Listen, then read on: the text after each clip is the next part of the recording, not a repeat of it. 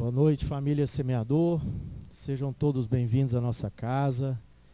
Que o amor e a paz do Mestre Jesus desça sobre nós, permaneça em nossos corações. Aqueles que vêm pela primeira vez à nossa casa, sintam-se abraçados, acolhidos. Aos irmãos conectados também no canal do YouTube, sejam bem-vindos e que Jesus os abençoe hoje e sempre.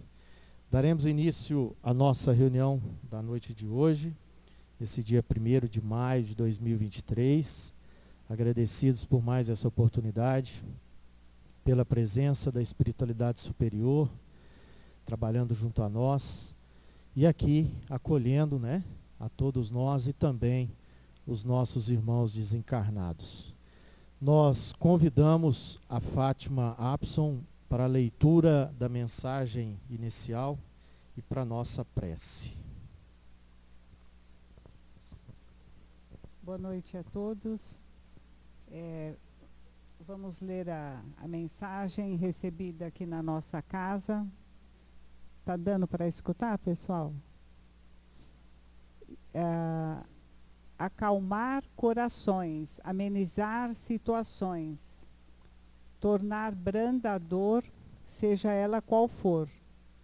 Tudo isso passa pela mansuetude que o Pai nos enviou na figura de Jesus, que sempre olhava com o olhar certeiro, com a palavra firme, mas com a mansidão de quem ama, de quem sabe amar. Errar, meus irmãos, são tropeços. E como somos caminhantes incessantes, arriscamos alguns tropeços. Mas haverá sempre uma mão estendida para nós.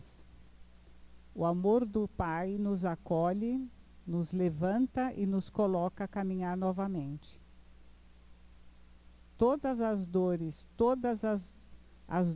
meus irmãos, são apenas espinhos.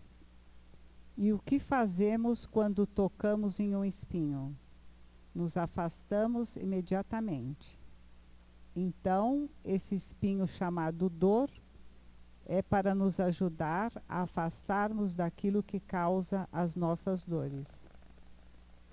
Olha como é sábio esse nosso Pai de amor. Como a sua sabedoria nos coloca em situação da qual sempre podemos escapar e sair. Porque existe a saída. E a saída é justamente aquela por onde nós podemos observar as pegadas de Jesus, que vão ao longe, mas que jamais serão inalcançáveis. E para que possamos segui-lo, é apenas ter vontade. Olha como é simples. Como é simples não sofrer mais. Como é simples nos afastarmos dos espinhos, como é simples nos levantarmos dos tropeços. Todos os ensinamentos estão nesse evangelho de pura luz, nesse evangelho tão afável, tão claro, feito de amor e pelo amor. Meus irmãos, sintam o abraço de paz que de refazimento nos traz. Depois de enfrentarmos qualquer dificuldade, resignados, sem rebeldia, firmes na fé. Que nunca lhes falte essa pequenina palavra, fé, e que Deus nos abençoe. Então, nesse momento, nós vamos elevar o nosso pensamento a Deus, agradecidos por mais essa oportunidade de estarmos aqui reunidos, a oportunidade de estarmos aqui encarnados, mas essa oportunidade que Deus nos dá para nos corrigirmos, para progredirmos, evoluirmos. Agradecendo também a Jesus por todo esse ensinamento que Ele nos deixou, de acordo com a mensagem tão linda. Jesus está sempre à nossa espera, de braços abertos, mas nós temos que caminhar. E essa caminhada é certeira.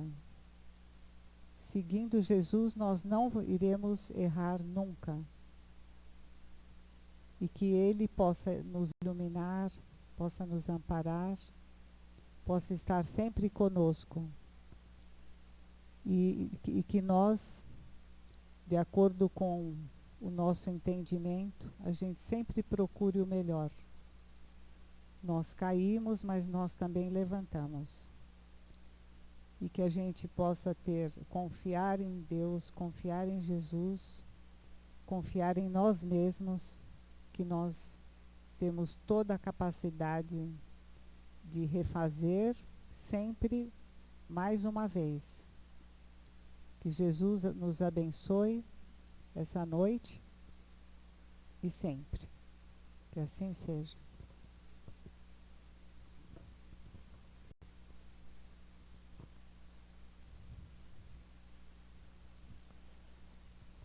Meus irmãos, na noite de hoje nós teremos mais uma edição do nosso tradicional Pinga Fogo. Então, a Fabiana já está aqui na mesa. Boa noite, Fabiana. E nós iremos trabalhar com as perguntas das edições anteriores que nós não respondemos todas. Então, nós iremos iniciar por essas que estavam aqui, mas não deixaremos de pegar novas perguntas e o tempo sendo suficiente, a gente responde também hoje. Não sendo suficiente, nós teremos outras edições e com certeza nós responderemos todas. Então, para darmos início, dou boas-vindas oficialmente a Fabiana. Boa noite, Fabiana. Obrigado pela sua presença. Boa noite a todos. E nós faremos aqui, né, um bate-bola. Vamos né, lá, Fabiana? vamos embora. Eu posso começar ou você começa? Então vamos lá. E excelentes perguntas, meus irmãos, e todas elas vai nos trazer muito conhecimento, né? Muita reflexão na noite de hoje. Então a primeira pergunta que temos aqui é a seguinte: existe propósito de vida? Se sim, como saber se estamos no caminho certo? Então é muito comum a gente ouvir, né, palavras como propósito de vida, missão de vida. Vamos entender, né, o que é um propósito, meus irmãos. O propósito é tudo aquilo que me motiva, aquilo que eu tenho desejo interno, aquilo que me move diariamente.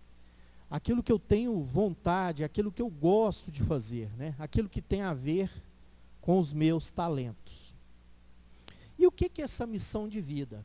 A partir do momento que eu sei qual é esse meu propósito, essa missão é a forma como eu coloco em prática esse meu propósito. Então, ou seja, quais as ações eu empreendo em favor desse propósito para me tornar isso uma realidade. Então vamos tomar aqui como exemplo, vamos pegar aqui um produtor rural. O produtor rural, ele tem como propósito produzir alimentos, né? Fornecer alimentos a uma população. Ele tem ali o desejo, por exemplo, de combater a fome no mundo. Então, esse é um propósito do produtor rural. E qual que é a missão desse produtor rural? A missão desse produtor rural é produzir alimentos. Produzir alimentos, torná-los, né, disponíveis no mercado, para que realmente a população possa se alimentar. E aí a segunda parte da pergunta é: como saber se estamos no caminho certo? Nós estamos no caminho certo a partir do momento que esse propósito de vida e essa missão, ela me traz benefícios e também traz benefícios ao próximo. Então imagine esse produtor rural, se o propósito dele for simplesmente ganhar dinheiro. Ele não vai ter preocupação com o uso abusivo de agrotóxicos, ele não vai ter preocupação com uma produção sustentável que respeite o meio ambiente, que respeite a fauna, respeite a flora. Então isso deixa de ser um caminho correto. Se ele pensar simplesmente como propósito de vida de ganhar dinheiro a qualquer custo. Mas se esse produtor rural, com esse seu propósito e com a sua missão, tiver a preocupação em produzir alimentos saudáveis, em preocupar-se com a fauna, com a flora, né, não poluir o meio ambiente, ele está no caminho correto. Então, o nosso propósito e a nossa missão, a gente tem que ter a consciência de que ele tem que ser benéfico a nós e benéfico ao próximo. Como descobrir esse propósito, como descobrir essa missão? É preciso que a gente tenha o autoconhecimento. Então é preciso que a gente olhe para dentro de nós e pense o seguinte: o que eu tenho de mais, né, de mais importante, aquilo que eu valorizo, aquilo que eu faço com muita facilidade, aquilo que eu consigo entregar com amor, aquilo que eu consigo levar ao próximo, levar a mim mesmo, algo que beneficie. Conhecendo, cada um de nós temos habilidades, cada um de nós temos, né, algumas faculdades que despertam em nós esse propósito. Então é pegarmos esse propósito de vida, colocarmos ele ali, né, bem em evidência para todos nós e trabalharmos em cima dessa missão para desenvolvermos esse propósito. Sabemos se estamos no caminho certo, se isso está fazendo bem para nós e para o próximo. Tá bom, meus irmãos? A próxima pergunta é com a Fabiana. Eu vou só quebrar o protocolo. Eu vou ler uma pergunta que foi entregue agora, tá? É com uma pergunta boa. Qual a diferença do passe coletivo para o passe individual? E se puder vir só para tomar o passe, fará efeito? Então, por que é boa essa pergunta? A gente teve a pandemia e iniciamos o passe coletivo e muitas pessoas não gostam. Porque a gente, né, às vezes ali na Câmara do Passe, você entra, é mais fácil você se concentrar. Então, para muitas pessoas é como se ali elas estivessem tomando o passe. E às vezes no salão, diante de todo mundo, com os passistas em volta, às vezes fica a impressão de que é diferente, mas não é. A realidade é que, o que é esse passe? Então, o passe é uma interação do paciente, aquele que vai tomar o passe, do passista, aquele que vai aplicar o passe, e dos benfeitores espirituais. Quanto aos benfeitores, são espíritos bondosos. Eles vão estar sempre o quê? Atuantes. O passista, ele vai ser preparado no sentido de não só fazer o curso, ele tem que estar sempre atrelado ao estudo na casa espírita da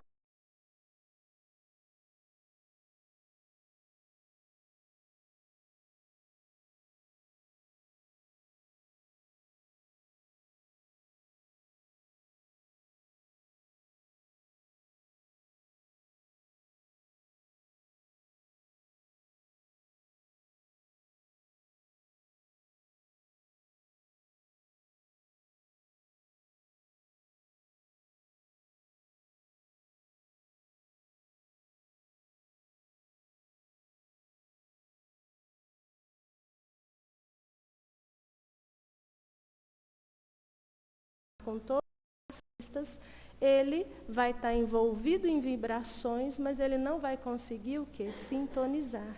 Então, independente de onde seja o trabalho do passe, o que existe realmente é essa nossa interação, o aumento de vibrarmos, de deixarmos ali com que as nossas emoções possam sentir, perceber todo esse trabalho da espiritualidade.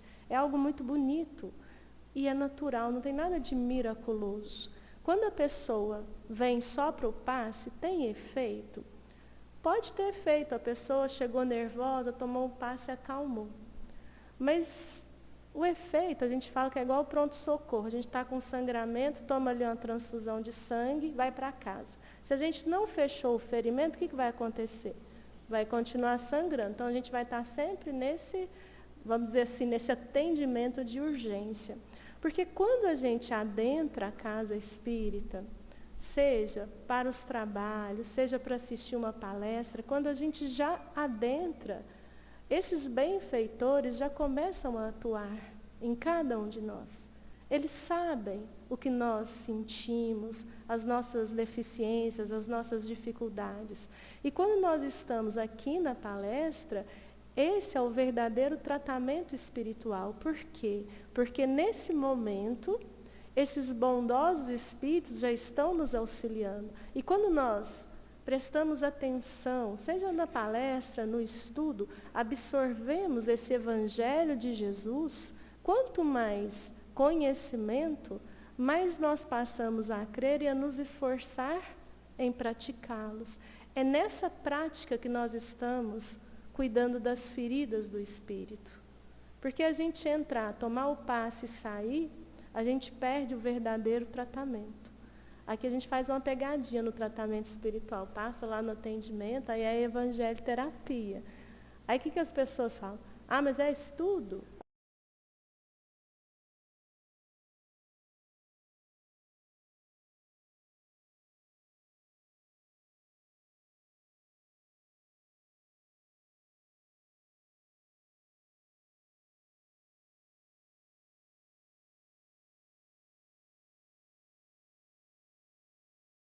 As crianças estão tomando o passe nas suas salas com as evangelizadoras, também é a mesma coisa. Não vai ter necessidade de passar com a criança novamente. Mas tem pai que já falou, eu quero passar. Gente, não é proibido.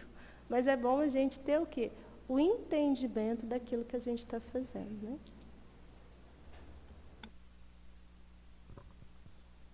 Bom, a próxima pergunta é uma pergunta muito interessante também, diz o seguinte: o que o Espiritismo diz em relação à pena de morte? Bom, o Espiritismo, meus irmãos, é contrário à pena de morte. Por que o Espiritismo é contrário à pena de morte? Porque não nos compete cessar nenhuma vida, não nos compete interrompermos qualquer encarnação. Deixemos que a justiça divina cuide, né, de reparar junto a esse irmão que cometeu esse erro e aplicar, né, dentro das leis divinas a reparação de tudo isso. Então, o que acontece é que a justiça divina, ela vai se encarregar disso, né? E a questão também é que nós temos que acreditar e trabalharmos para que a nossa justiça, a justiça dos homens, a justiça que compete ao Estado aplicar as penalidades, de fato aconteça. Agora, nós dizemos que somos favoráveis à interrupção de uma vida ali como uma condição ali de penalidade, nós estaríamos agindo totalmente contrário à lei de amor, à lei de justiça, à lei de caridade. Então o Espiritismo é contrário, nós acreditamos na justiça divina, nós acreditamos na lei de causa e efeito, né? Tudo aquilo que nós causamos de mal, nós temos que pagar por esse mal, nós temos que reparar por esse mal, e é acreditarmos na aplicação da justiça divina. É aplicar as leis divinas como a gente conhece dentro do Espiritismo. Então o Espiritismo é contrário e não aceita retirarmos a vida de ninguém como uma penalidade. Acreditemos e trabalhemos para que a justiça dos homens de fato aconteça. E a justiça divina, a gente sabe que ela se encarrega e ela acontece na prática, com certeza. Sinto-me feliz em ser kardecista. Quando possível, poderia comentar a respeito de Adão e Eva, de acordo com o Espiritismo, já que hoje em dia temos ciência que as civilizações remontarão comprovadamente muito antes dessa época. Gênesis. Interessante. Vai ser nossa palestra desse mês, Adão e Eva, né? É muito interessante porque quando a gente pega ali, né, a passagem que vai falar do paraíso perdido, quando a gente toma ao pé da letra, muitas pessoas ridicularizam.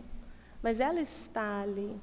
Então, quando a gente pega, por exemplo, no livro A Gênese, que a gente está falando de A Gênese segundo o Espiritismo, que é o 5º livro das obras de Kardec, das obras fundamentais, quem tiver interesse, lê ali, que é muito interessante, a gente vai perceber que é uma história e que nessa história nós temos, de uma forma alegórica, ensinamentos que não tem nada o quê? De infantis, não tem nada de zombaria, tem ensinamentos importantíssimos. Quando os espíritos superiores nos falam, por exemplo, que Adão é a imagem da humanidade. Porque quando a gente pega ali, a gente não vai lembrar toda a passagem, mas vamos lembrar ali da passagem que o Senhor, ali no paraíso, disse para Adão que ele não poderia comer da árvore que dava os frutos da ciência do bem e do mal. Podia comer todas as frutas ali, de todas, não é fruta não, de todas as árvores do paraíso, menos essa. Porque se eles comessem dessa árvore, eles morreriam. E aí, pulando, né, uma parte, a Eva está lá, comendo normal, quem aparece? A serpente, a amiga, né? Aí ela já começa a falar assim, por que você não pode comer dessa árvore? Pode comer de todas, mas por que você não pode comer dessa?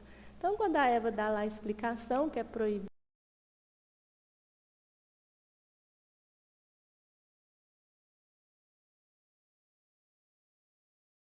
você tenha conhecido. E ali já põe o quê? Vem a tentação, né? A serpente é o símbolo das tentações que nós temos nos mundos de expiações e provas. E a Eva, então, pega, não é maçã, pega lá o fruto dessa árvore da ciência do bem e do mal. O que ela faz? Ela leva para o Adão também, né? Dá para o Adão e come. E aí o Senhor chega ali no paraíso procurando eles, sabendo o que é isso? Sentimento de culpa, sabendo que o Senhor está chamando, eles escondem.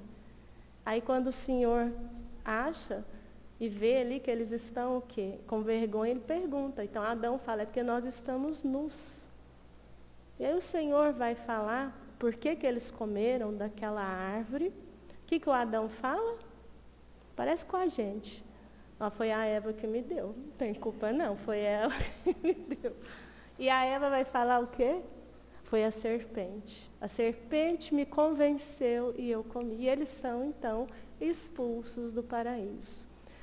Quando a gente pega a Gênese e também o Evangelho, quando a gente fala, né, da progressão dos mundos, essa história está ligada à nossa humanidade no sentido de, no mundo primitivo, quando nós agimos ali por instinto, então a gente ainda não tem o livre arbítrio. Quando a gente começa a acessar essa árvore, a ciência do bem e do mal, a gente começa a se capacitar a usar o livre-arbítrio. Nesse livre-arbítrio vem a morte, muitas vezes, não é a morte física. É porque não mais agindo pelo instinto a gente não erra, né? E a gente também não é responsável. Agora, com o livre-arbítrio, a gente passa a ser responsável. E a gente vai ter as tentações. Então, quando a gente cai em tentação, o que a gente tem? Consequências para um aprendizado. Então, a gente vai ser expulso desse paraíso, não é a morte, é o que a gente também já está numa outra fase de transição planetária da Terra. Expiações e provas para regeneração. Então, se nós, comendo aí desse fruto, ou seja, atendendo às tentações, esse apego da matéria, não cuidando de reconhecer em nós as inferioridades que nos prendem a esses mundos inferiores, orgulho, egoísmo, vaidade, mentiras, traições, ódios, tudo isso. Se a gente não trabalha, o que vai acontecer? Quando a Terra subir esse patamar de mundo de regeneração, a gente não vai conseguir reencarnar. Seremos expulsos a esse paraíso perdido. O que vai acontecer com a gente? A gente vai encarnar em mundos de expiações e provas. Então, a gente vai ter em Adão e Eva uma simbologia. É muito interessante o estudo. E é para a gente se situar de que hoje nessa condição evolutiva, já agindo pelo livre-arbítrio, pela liberdade das nossas escolhas, quando nós não agimos dentro dessa consciência, que quando o Senhor fala dessa árvore, do discernimento ali entre o bem e o mal, todos nós temos o quê? O bem gravado na consciência. A lei de Deus está gravada na nossa consciência. Só que às vezes a tentação é tão grande que a gente cai em tentação. Vamos ser responsabilizados. É uma morte moral, mas que nos é permitido o quê? Repararmos.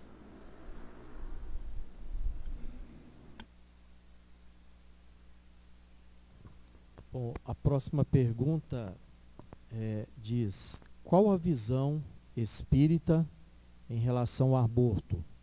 E tem uma outra pergunta também de hoje que diz: o espiritismo é contrário a todo tipo de aborto? Então nós teremos condições de responder as duas perguntas. O espiritismo ele anda lado a lado com a ciência. Então nós condenarmos, julgarmos toda a prática de aborto seria já uma primeira visão contrária do espiritismo. Então, nós não podemos condenar toda a prática de aborto. Nós precisamos avaliar, primeiramente, as circunstâncias, né, e que motivam justamente esse aborto. Pensemos numa situação em que a mãe corre ali risco de vida com aquela gestação, não existe qualquer expectativa de vida para aquele feto, e que se seguir adiante com essa gestação, essa mãe pode vir aí a desencarnar. Então, uma situação, por exemplo, que a ciência comprova para nós que não é favorável à continuidade dessa gestação e até mesmo desse parto, e que ali recomenda-se, então, a prática do aborto. Então, a primeira questão é nós não julgarmos, seja qualquer a situação, mas levarmos a questão da ciência aliada, né, à avaliação da necessidade daquele aborto. E claro que o aborto, simplesmente por uma interrupção da vida ali, sem qualquer motivo que justifique, é fato que nós estamos ali contrário à lei de Deus. Mas também não nos compete julgar a essa irmã que comete esse ato. Nós temos que pedir a proteção espiritual a essa irmã, mas tendo a ciência que haverá necessidade da reparação daquele ato. Então, se não existia ali uma causa, se não existia ali uma necessidade real comprovada cientificamente desse aborto, e simplesmente foi cometido ali como um ato criminoso, vamos dizer assim, com certeza terá que se reparar esse ato. Mas também, a gente, sabendo dessas condições, não nos compete qualquer julgamento. Não nos compete qualquer apontamento. Nos compete realmente pedir a Deus, a espiritualidade, que conforte essa irmã, que reconheça desse erro e que esteja disposta, inclusive, de trabalhar no bem desde agora, como oportunidade já de reparar, de despertar a consciência para aquele erro cometido. Então, muitas vezes na sociedade, essas irmãs são, às vezes, julgadas, levadas, às vezes, a questões agressões até mesmo físicas, né, até mesmo por familiares. Então, nos compete realmente acolher, nos compete a mostrar, né, o caminho correto, o ensinamento de Jesus, a lei de amor, mas não nos compete o julgamento. E é claro que deixarmos que a ciência nos aponte, nos direcione todas as situações que são passíveis, né, e que hoje está muito claro para nós, todas as situações, recomendações médicas, e que a gente siga a ciência. Aquilo que não é favorável. Mas aquilo que é simplesmente contrário à lei de Deus, deixemos que a justiça divina se encarregue, né, de reparar, de dar as penas necessárias a essa irmã, e que com certeza isso virá numa próxima reencarnação, mas que todo e qualquer erro que nós cometemos nessa encarnação, nós temos a oportunidade de agirmos no trabalho, no bem, como atenuante dos erros que nós cometemos. Então pedimos, né, levemos os nossos pensamentos, as nossas preces a essas nossas irmãs que por qualquer motivo cometem a prática do aborto e que despertam suas consciências para esse amor, né, e para esse bem ensinado por Jesus. Fabiana, por ser uma questão bastante polêmica, eu não sei se as respostas ficaram claras ou se você queira complementar. Fique à vontade.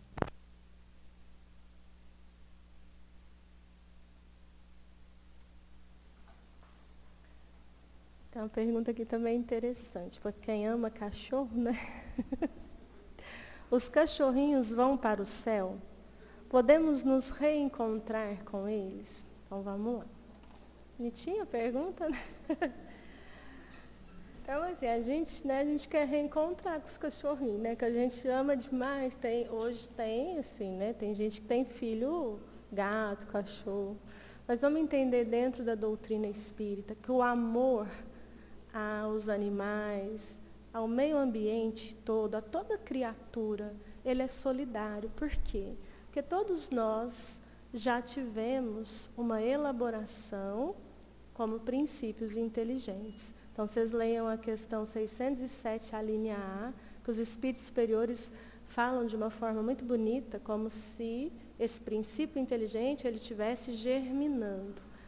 A gente prefere o exemplo da gestação, fica mais fácil. É como se aquela criança no ventre da mãe pudesse ser chamada princípio inteligente, nasceu, é chamada de quê? O espírito. Porque são fases evolutivas. Essa fase anímica nos reinos mineral, vegetal e animal, depois essa fase que nós estamos de humanidade, de humanização, em que a gente vai atingir toda a potencialidade do conhecimento, da sabedoria, da inteligência e da moralidade, do sentimento. E a outra fase, já perfeitos, a fase co-criadora, espíritos crísticos da mais elevada ordem. Então, quando a gente olha para o nosso animal ali de estimação, o que a gente já pode entender também no livro dos Espíritos, a gente tem os 3 reinos, é que já há ali um princípio inteligente já individualizado. Ele já tem inteligência. É uma inteligência, só que ela é condicionada. Então, se a gente pegar o animalzinho nosso, que a gente, né, pega a coleira lá, ele já sabe que vai passear. A gente fala, não, meu cachorro é tão inteligente, mas é um reflexo condicionado. Porque se é um cachorro que viveu selvagem, ele não vai ter esse entendimento. Então, convivendo com os humanos, ele vai se condicionando. Uma coisa que a gente escuta muito é porque meu cachorro me entende. As amigas, os amigos não entendem. Por quê? Primeiro que eles nos criticam, né? E o cachorro? O cachorro pode fazer o que for que está lá. Assim, é aquele amor incondicional, até mais, é muito melhor, é mais cômodo. Mas ele também é um princípio inteligente. Ele também está o quê? Nesse processo evolutivo. Então, se a gente falasse, ele vai chegar ao céu? Provavelmente, é o que a gente pode falar, que sim, será um espírito puro, ele está nessa fase evolutiva. Agora, por que a gente então não afirma? Porque os espíritos falam que nessa transformação de princípio inteligente para espíritos, eles não falam que todo princípio inteligente será esse espírito. A gente pensa que sim, mas que todo espírito já foi um princípio inteligente. A gente vai reencontrá-los? Também seria que, vamos pensar de uma forma lógica. A gente tem amor a esse princípio inteligente. Então, pode ser que na evolução, quando eles também já tiverem, né, espíritos imortais, nada impeça que a gente possa reencontrá-los. Então, vamos fazer uma suposição vai ser muita suposição, né? Vamos pensar no nosso anjo da guarda, que nos ama tanto. Será que a gente foi um princípio inteligente deles? Pode ser? Pode não ser, né? Mas então, quanto mais a gente vai raciocinando, o que a gente tem que entender? Que quando a gente ama esse princípio inteligente, seja ele o animal, seja ele a planta, não existe nada de errado. Nós estamos obedecendo a essa essência que nós somos de amor. Quando a gente rebaixa a criatura, nós estamos na contramão da lei. Então, é tudo muito solidário. Questão 540, Kardec, ali o que ele vai falar? que do átomo primitivo, por átomo primitivo a gente pensa na matéria bruta, seria a menor partícula, que a gente nem conhece. Que desse átomo primitivo até o arcanjo, que é o espírito puro, tudo se encadeia. Porque esse arcanjo começou o quê? Pelo átomo, e não por ser átomo. Matéria é sempre matéria, a gente confunde. Matéria é sempre matéria. Tem 3 elementos do universo: Deus, Espírito e matéria. Espírito, princípio inteligente, ali a gente sabe, né? Que é esse elemento inteligente. A matéria, sempre matéria, que vai fazer o quê? Com que esse princípio inteligente, com que esse espírito vá adquirindo a sua evolução. Então, nós hoje, a gente passa pela matéria, pelos mundos, pelas várias moradas da casa do Pai, e a gente hoje está em qual fase? Em que a gente vai deixando aflorar essas virtudes, essa perfectibilidade. Então, nós fomos elaborados ali, princípios inteligentes, já passamos por essa fase. Hoje estamos nessa. Então, que a gente possa amar muito, mas também não só os animais, né? Que a gente possa amar uns aos outros, seres humanos, animais, todos. E como que a gente faz isso? Sempre reconhecendo quem somos nós. Aqueles que um dia seremos a imagem e semelhança do próprio amor.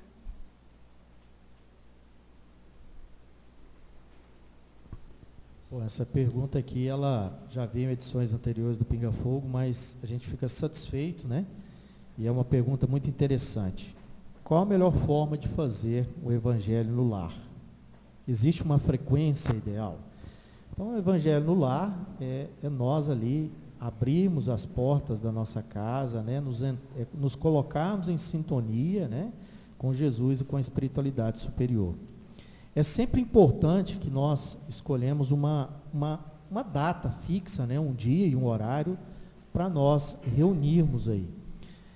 E aí é fundamental envolver toda a família, inclusive crianças, né?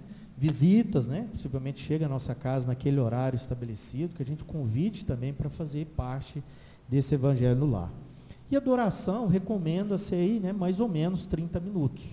Não é algo extenso, né, que a gente tem que realmente se policiar em relação ao tempo. Por que da importância de escolher dias fixos, né, horários fixos? Porque ali nós estamos também estabelecendo ali um compromisso com a espiritualidade. Então, se nós fizermos isso de forma aleatória, né, não tem esse compromisso firmado, esse estabelecimento de data e horário. Então, é importante que a gente se faça isso. Ah, mas aquele dia específico eu não consegui, né, por uma eventualidade, fazer o evangelho no lar. Que a gente faça, nem que seja uma prece, né? E ali é claro que converse com a espiritualidade, estaremos ali sendo ouvidos, né? E claro que por um motivo justo isso será reconhecido e entendido também pela espiritualidade.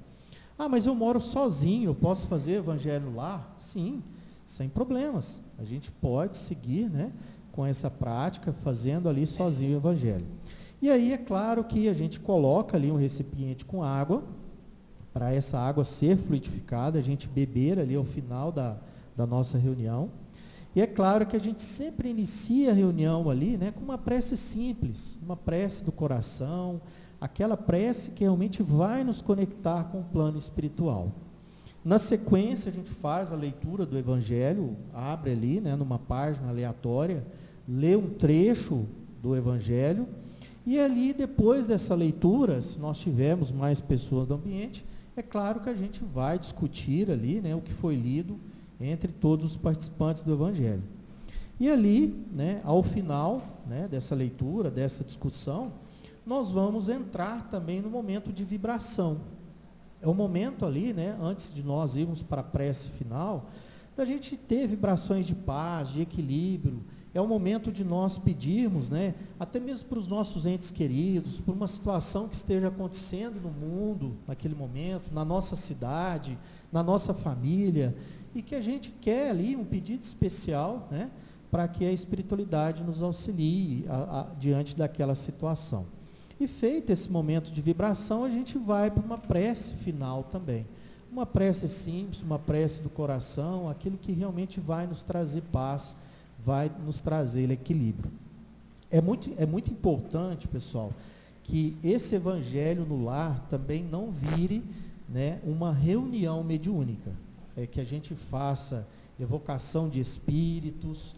O nosso lar não é um ambiente propício para isso. Então, o evangelho no lar é um momento de leitura especificamente do evangelho, de entendimento da mensagem trazida naquela noite, de reflexão, né, entre todos os participantes. Mas não é momento de se tornar reunião mediúnica. Reunião mediúnica é realizada nas casas espíritas, em um ambiente preparado, né, com a presença ali de médiuns, com a presença de sustentação. Então, o evangelho no lar é diferente de reunião mediúnica. Tomemos cuidado com isso.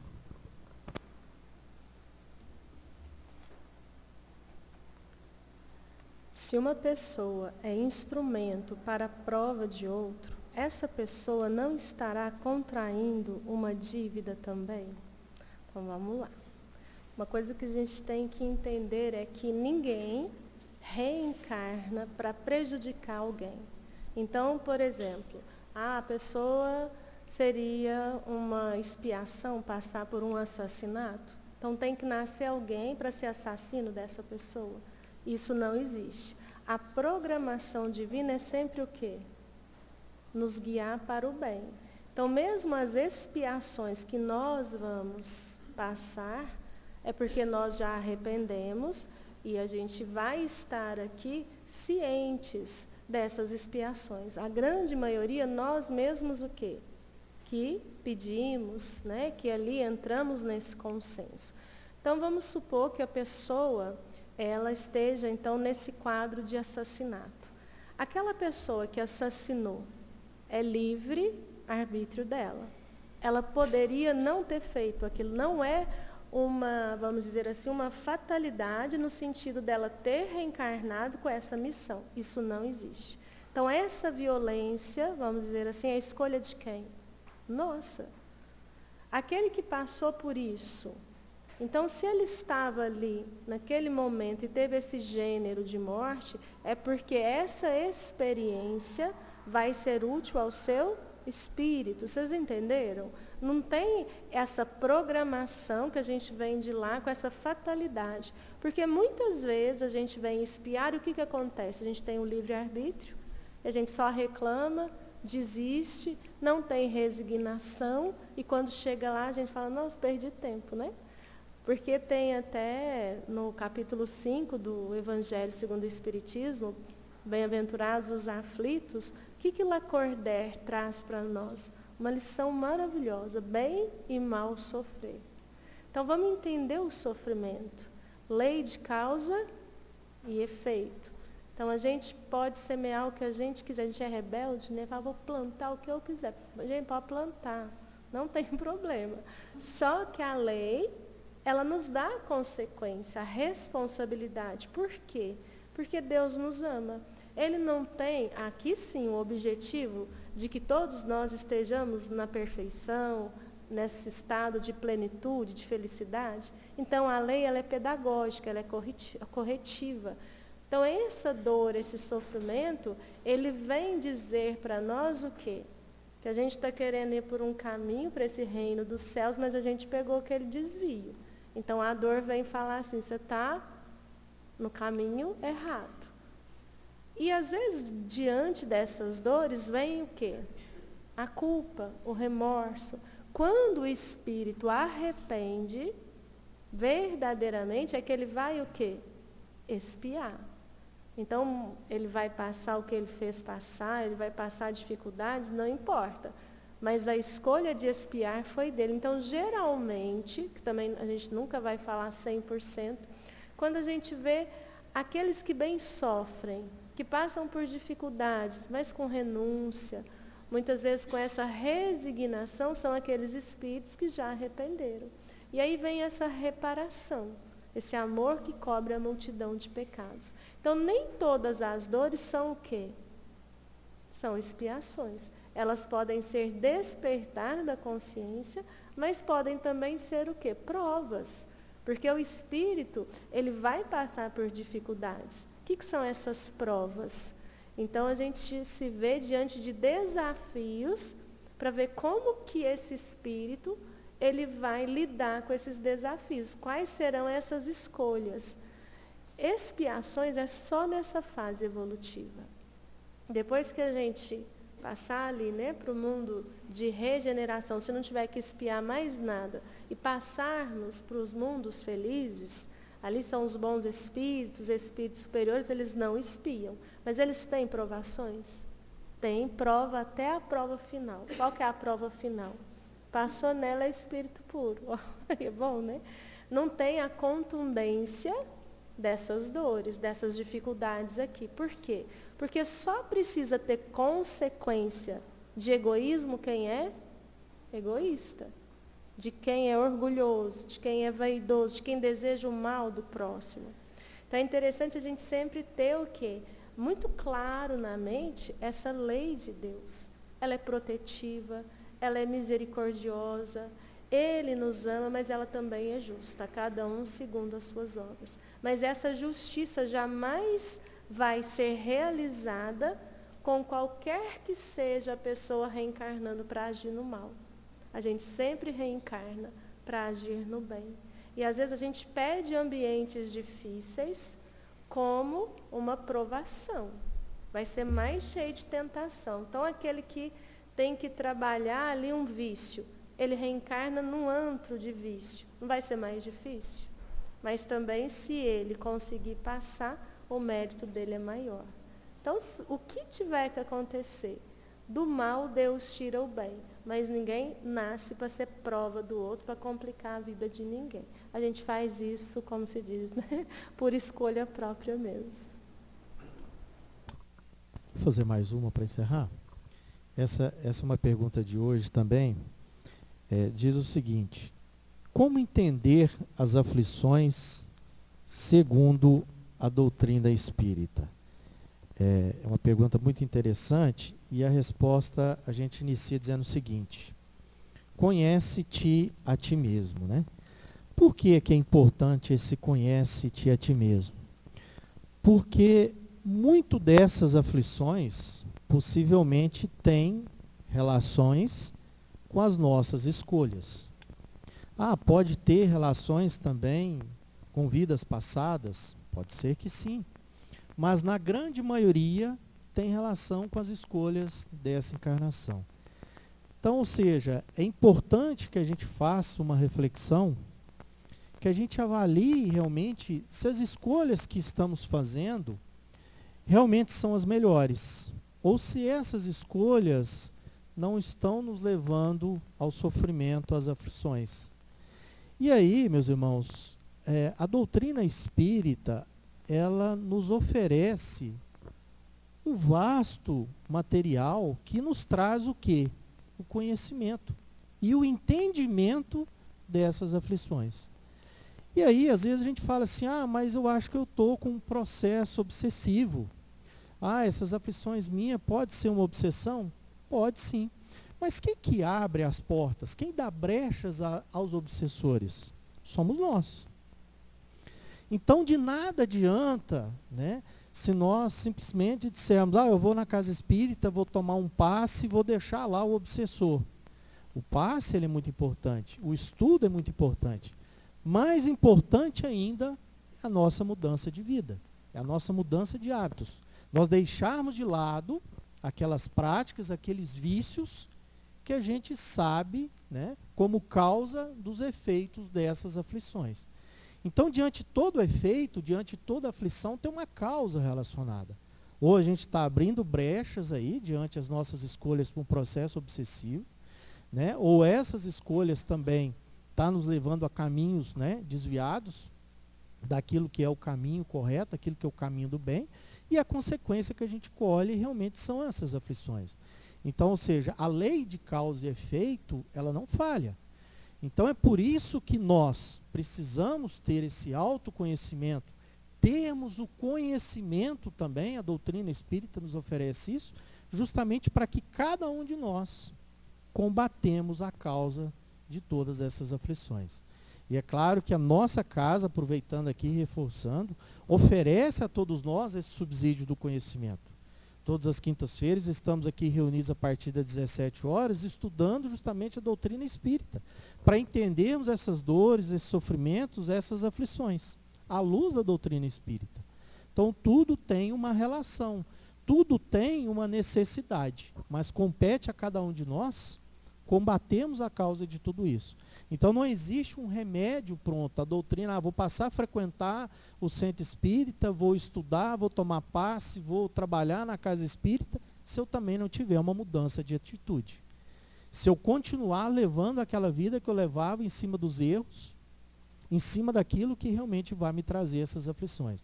Então, o autoconhecimento, conhece-te a ti mesmo, é o principal direcionamento que a doutrina espírita nos dá, mas também nos dá o subsídio para entendermos tudo isso. Passa tão rápido, né? Puxa. E durante o Pinga Fogo são tantos temas de palestra, né? Se a gente pegar isso aqui, nós temos temas de palestra o ano inteiro, né, Fabiana? Bom, agradecer a todos vocês que participaram, né, e tornaram essa noite tão rica, né, com as mensagens, com as perguntas trazidas na noite de hoje. Mas nós trabalhamos também com perguntas aqui de edições anteriores, e que foi muito rico, né, todo o esclarecimento aqui trazido, tanto para nós como também os nossos irmãos desencarnados. Então, agradecer mais uma vez, né, por essa oportunidade. Obrigado, Fabiana. Obrigado a cada um de vocês. Agradecer a espiritualidade superior. E nós pedimos a permissão para encerrarmos a nossa reunião da noite de hoje. Convidamos os médios passistas para se posicionarem. E eu tenho um único recado aqui, né, só reforçando. Na semana que vem já inicia o passe individual, né, Fabiana? Como a Fabiana comentou. E após a nossa reunião, nós temos mais uma edição do Bazar das Mães. Então, as nossas irmãs do Clube do Artesanato estarão lá conosco no piso inferior, mostrando para vocês, né, os belíssimos artesanatos confeccionados em nossa casa. E toda a verba, né, desse bazar será destinada à manutenção das obras essenciais da nossa casa e à manutenção também da nossa casa. Então, aqueles que tiverem condições de adquirir, desde já agradecemos. Se não tem interesse em adquirir, vá lá prestigiar, conhecer o trabalho, né? É muito importante para essa equipe que dedica aí incansavelmente a esse trabalho. Então, desejamos uma boa noite a todos, convidamos os médios passistas para se posicionarem, convido a Fabiana para a prece final e a fluidificação das águas. Fiquem todos com Deus, uma excelente semana.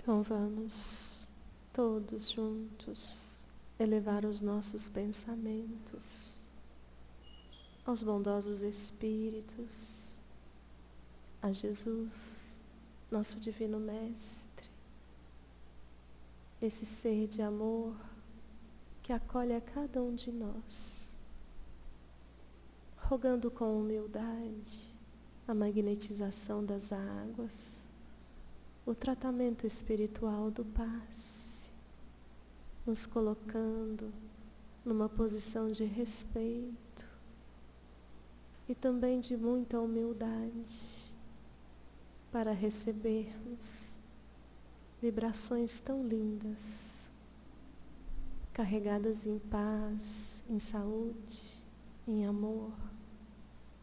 E durante a oração ensinada pelo Cristo, vamos perceber a sua presença ao nosso lado. Abracemos Jesus. Deixemos com Ele as nossas aflições, os nossos medos, as nossas angústias. E durante a oração, vamos sentir a emanação do Cristo, de fé, de coragem, de sustentação no bem. Pai nosso, que estais no céu, santificado seja o vosso nome. Venha a nós o vosso reino. Seja feita a vossa vontade, assim na terra como no céu. O pão nosso de cada dia, dai-nos hoje. Perdoai as nossas dívidas, assim como perdoamos aos nossos devedores.